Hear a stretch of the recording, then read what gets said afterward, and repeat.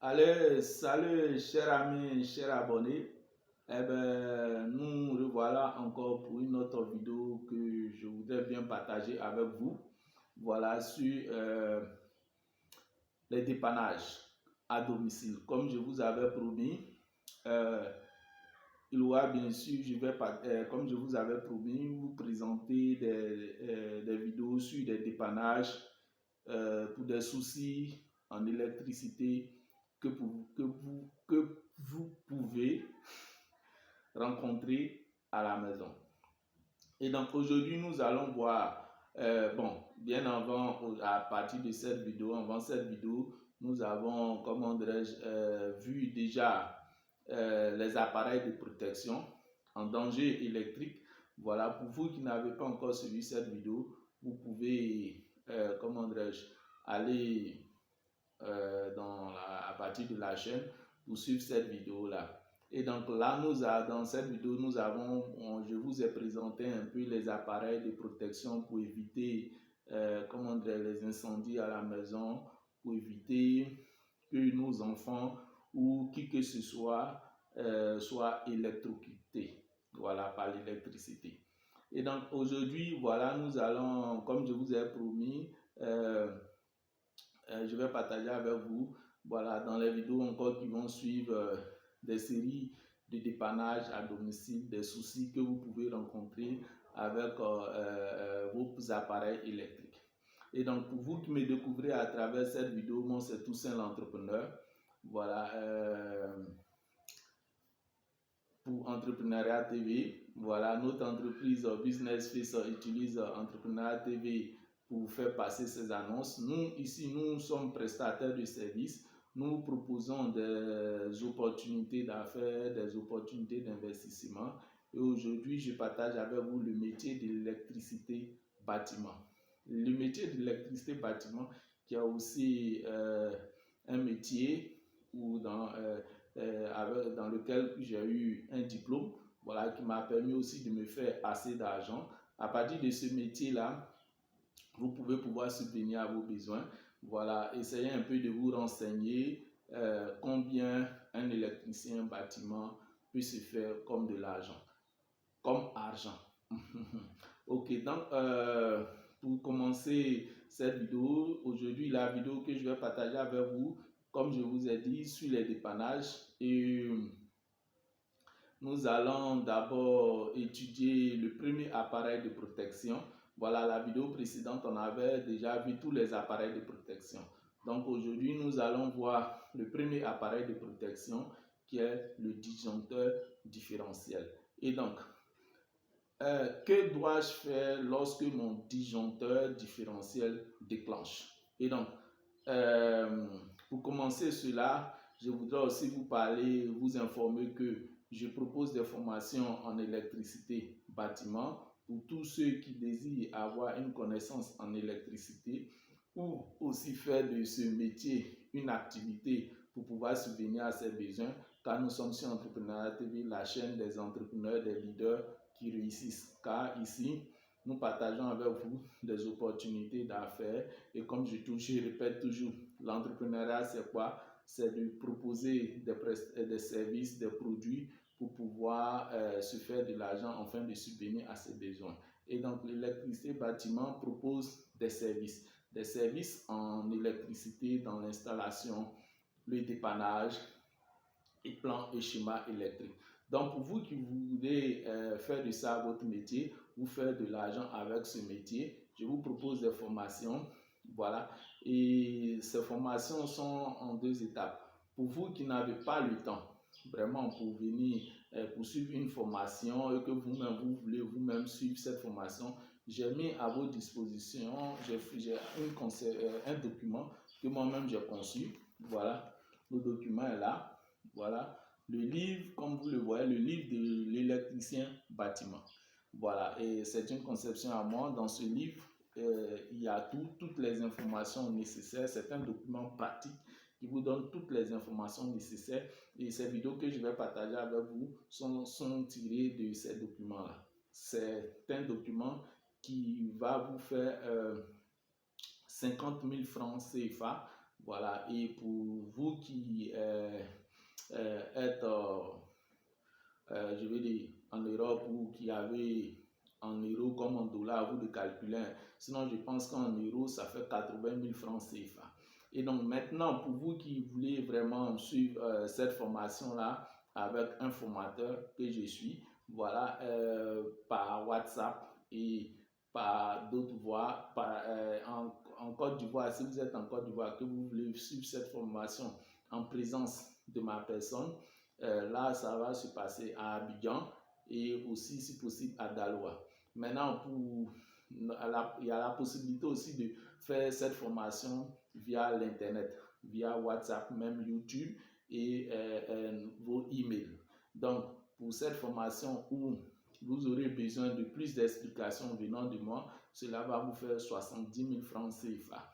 Et en euros, je pense on va aller à 115 000 et 115 euros. 115 euros, pas 115 000, 115 euros. Et donc, pour continuer, pour vous qui encore me découvrez, moi c'est Toussaint l'entrepreneur. Voilà, nos contacts se trouvent toujours à la description de chaque vidéo. Si vous avez besoin de nous contacter, de me contacter, vous pouvez aller à la description de cette vidéo. Mes informations et mes contacts s'y trouvent. Et donc, voilà, on va commencer. Voilà, d'abord pour vous dire tout simplement qu'en dépannage, il y a deux matériels qui sont importants que je vais vous présenter. Il y a ce matériel-là, vous qui connaissez, voilà. On appelle ça une pince universelle. Elle est universelle pourquoi? Parce que là, elle réunit deux matières. Ici, il y a un pince à bec, un pince qui nous permet d'attraper, et là, il y a une pince coupante. Là, ça nous permet de couper. Vous comprenez un peu? Donc là, il a une pince universelle, il joue beaucoup de rôles. Hein. Il y a là aussi qui a la possibilité de tourner, voilà, d'autres pièces, et même en plomberie et tout ça. Et donc là, il y a ce matériel pour vous qui connaissez, là, c'est le testeur. Le testeur qui permet d'identifier l'électricité, s'il y a l'électricité. Donc, ce sont ces deux matériels très utiles en dépannage. Avec ça, vous pouvez déjà, avec ça comme matériel et une connaissance en électricité, vous pouvez faire déjà des dépannages pour vous faire de l'argent. Ok, donc on va continuer, excusez. Ok, donc que dois-je faire, voilà, lorsque mon disjoncteur déclenche? Ça veut dire qu'il saute et coupe le courant. Ok, donc il y a environ, on peut dire, 3 problèmes qui peuvent se produire lorsque vos disjoncteurs déclenchent.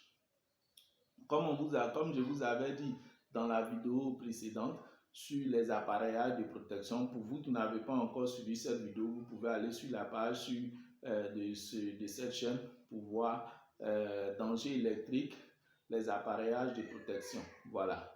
Donc, maintenant, que dois-je faire lorsque mon disjoncteur saute et coupe l'électricité? Comme on vous avait dit, le disjoncteur différentiel est chargé de protéger les circuits électriques. Quand on parle de circuits électriques, c'est que l'installation qui a été faite, tous les fils qui sont dans un bâtiment qui conduisent l'électricité dans le bâtiment, voilà, le disjoncteur différentiel est chargé d'assurer, de veiller sur ceux-là en cas de court-circuit. Ça veut dire que lorsque il y a les deux fils, l'arrivée du courant, le retour du courant se touchent, cela peut créer des intercelles, peut créer des dégâts. Là, ça fait d'un surchaud et ça peut créer du feu. Donc, le disjoncteur différentiel est chargé de contrôler ça. Quand il y a un court-circuit, lui, il fait sauter le courant.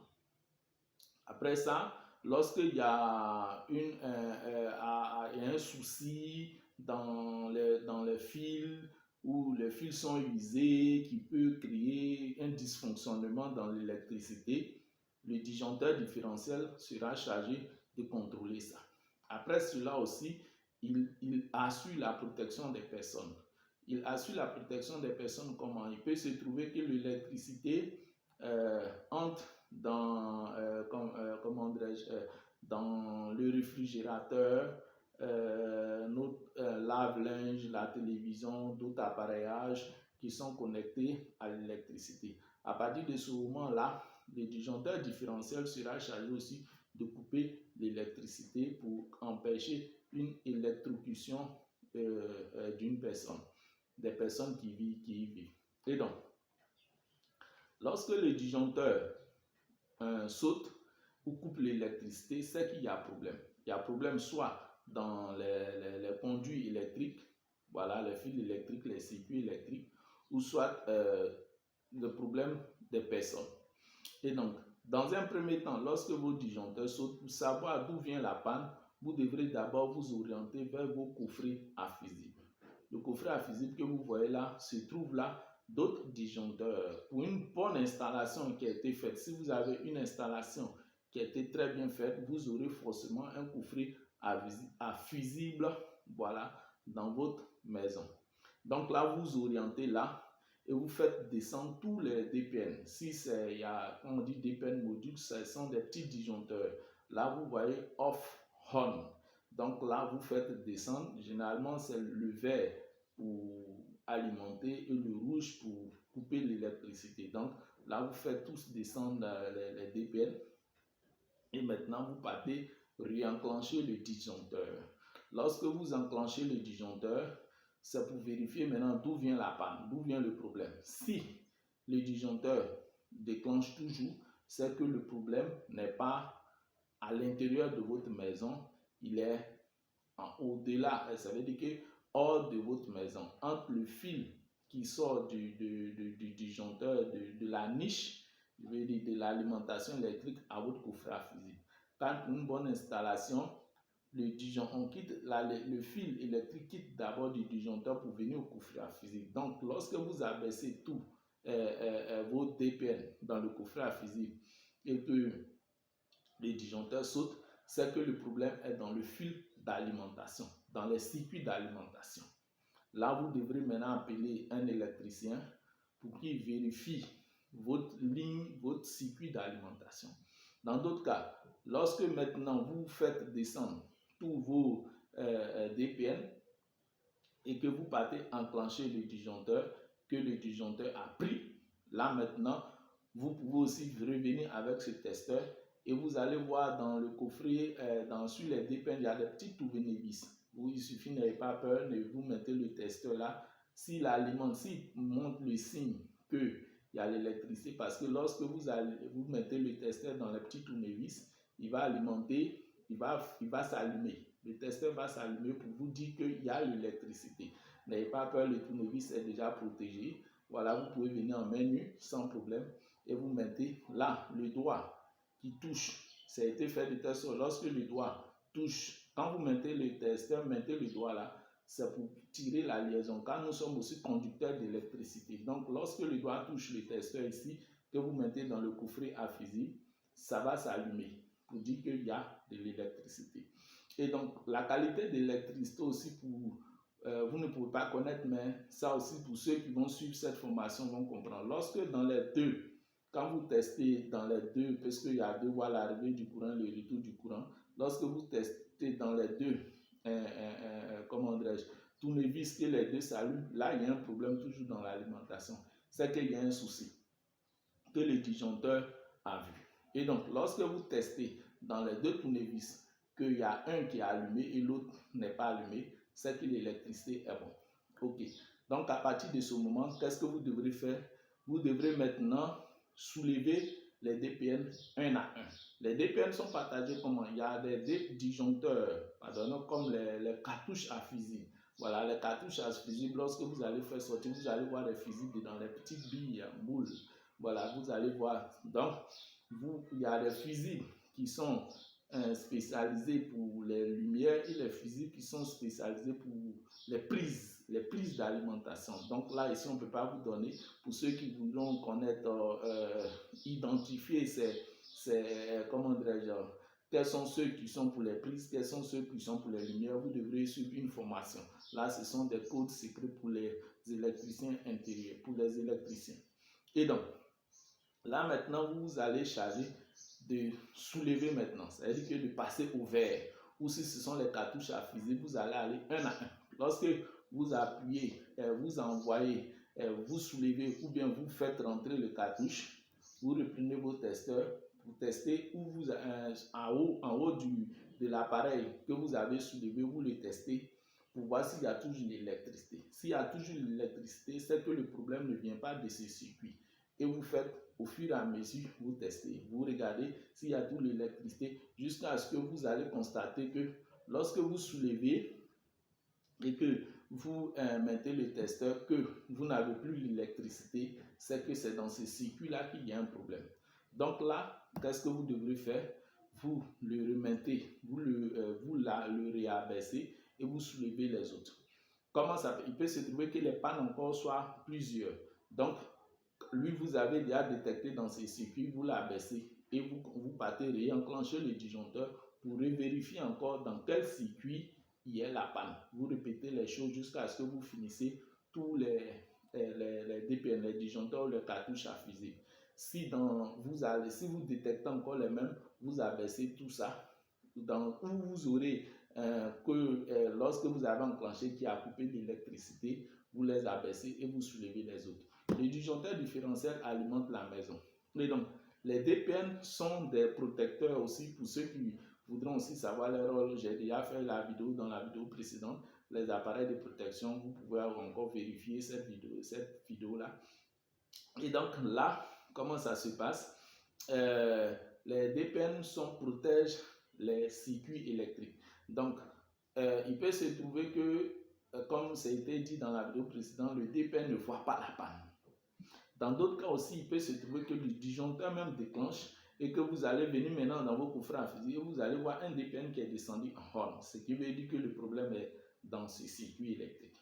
Donc, à partir de ce moment, vous devrez aller vérifier soit si ce sont les ampoules, une ampoule qui ne fonctionne pas ou une prise qui ne fonctionne pas, c'est que là, la panne est là. Est-ce qu'on se comprend bien? Et donc là, ça c'est, comment dirais-je, le premier problème qui peut causer le déclenchement d'un disjoncteur. Voilà.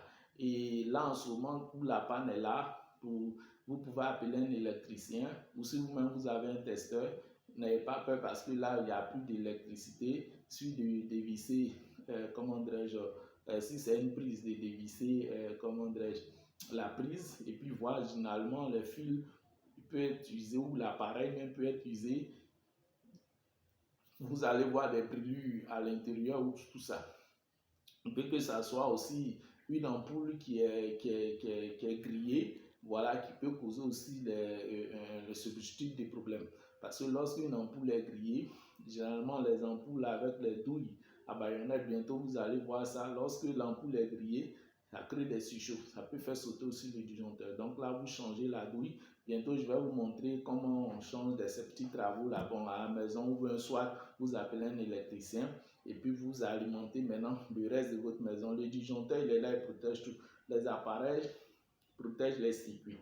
Et donc, lorsqu'il y a une coupure générale, pour qu'il y ait l'électricité ailleurs, c'est cette méthode-là que je vous ai présentée. Donc, vous allez détecter maintenant où la panne se trouve. Et là, maintenant, vous alimentez l'électricité dans les autres coins et vous appelez soit un électricien pour venir dépanner ou vous-même, si vous le pouvez, vous changez l'ampoule et voilà tout ça. Et donc, ça, c'est la première panne qui peut se trouver lorsque le disjoncteur saute. La deuxième panne qui peut se trouver lorsque le disjoncteur saute, c'est soit, par exemple, lorsque vous alimentez, vous avez un lave-linge ou un frigidaire qui est truc. Lorsque vous branchez dans la prise, le disjoncteur saute. Là, le problème qui se trouve, on parlera alors de l'intensité du courant. C'est l'ampérage de votre disjoncteur. Parce que là, ce qui veut dire que l'intensité électrique que l'appareil demande est supérieure à ce que l'intensité électrique que le disjoncteur donne. Car lorsque vous voyez les disjoncteurs différentiels, il y a l'intensité, il y a un numérotage, souvent c'est de 5, 10, 15 ou de 15 à 30 et de 30 à 60. Voilà, donc là, il y a un ampérage qui est numéroté. Vous parlez de 5 ampères, généralement 5 ampères, 10 ampères, 15 ampères. Donc les ampérages sont donnés par rapport aux appareillages que vous utilisez à la maison.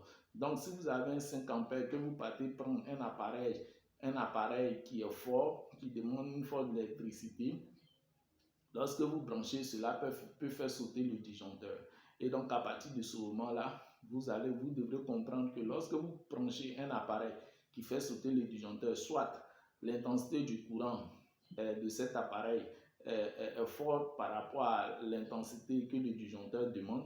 Pour cela, vous appelez un électricien, vous demandez à votre structure qui fournit l'électricité pour demander à augmenter l'intensité du courant. Ils vont vous donner une approbation que vous allez appeler un électricien qui va venir maintenant se charger d'augmenter l'électricité et l'intensité du courant. Ok, donc je vous reviens. Ok, donc voilà, je vous reviens. Donc comme je disais, là en ce moment, vous appelez un électricien qui va venir se charger d'augmenter l'intensité du courant, même que ça soit un électricien professionnel, voilà, parce que là, ils savent comment le faire. Là, ça se passe dans le disjoncteur.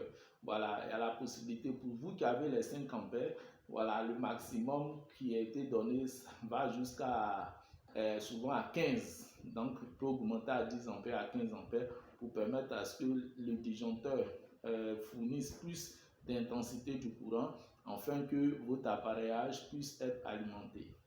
Et le dernier problème qui peut se trouver lorsque vos disjoncteurs sautent, là on parle de secours. Par exemple, vous touchez votre appareillage ou vos robinets, voilà, cela vous secoue. Généralement, quand ça se passe comme ça, c'est que vous n'avez pas d'interrupteur différentiel dans votre installation.